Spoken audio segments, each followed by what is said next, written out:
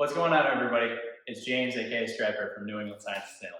Today we're going to be talking about what goes into our marine debris lesson. Now, when you're teaching this lesson, there's a couple of learning objectives that we always try to hit when we're teaching a NESS. We're really focusing on investigating the buoyancy and movement of that marine debris, and then modeling those ocean currents and identifying how gyres come into play, not only in our oceans, but in our model as well. For this lesson, you're going to want a few materials on hand. We love these kind of plastic style bins. They're shallow, they're perfect for students being able to investigate and really get hands-on with the model. You're going to want water, clay, some marine debris, and then really to bring it home and to make it more realistic for your students, we like to incorporate little plastic animals and plants as well.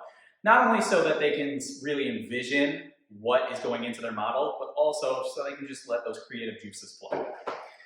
When you are having all those materials, gathering all those materials together, we start off by saying and having the students really think and hypothesize what goes into a model ocean. A lot of times your students will talk about the water aspect, the land aspect, and that's when you really encourage them to really flow in their creativity. Give them some clay, tell them, hey, think about whatever it is that you want in your model. A lot of times students will put mountains, they'll build little volcanoes, let their creativity run wild. Because then it will also really be able to identify more with the model and how accurate it is. So as your students add some landforms, right? Sometimes they'll have them on the side. They can have water flowing underneath. You can maybe add some artificial reefs, some mountain tops, lots of just different islands and landforms in general. No real rhyme or reason to it. Once you have that land, now we think about, okay, what else is on that land? We have those plants, we have those animals. Students can take those little bits of plants, incorporate it wherever they would like. Really awesome if you can hit on prior knowledge, and or if you are kind of combining lessons and thinking about, oh, I'm in a particular unit, you can also hit on some of those different aspects of our ocean. Beautiful. We have some plants in there. Let's get some animals. Have a really true representation, obviously. Anytime that you have a seal and an iguana together, looking good. We have our lobster as well, right? Walrus. Just add some animals wherever they would like them to be. So here we have the basics of our model ocean, right? We have our landforms, we have our plants, we have our animals. Let's now add water.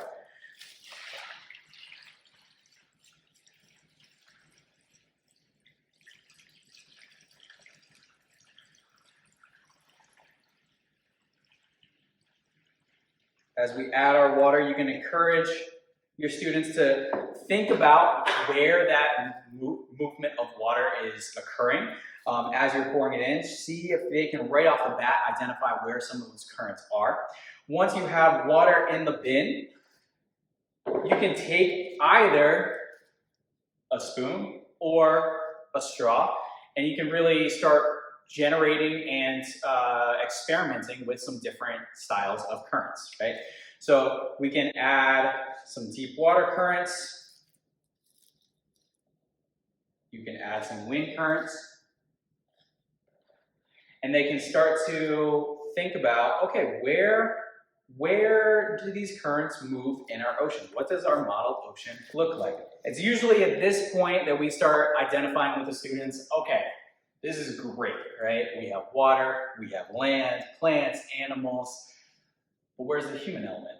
That's the thing that we're missing. And with humans, generally, unfortunately, we end up generating a lot of pollution.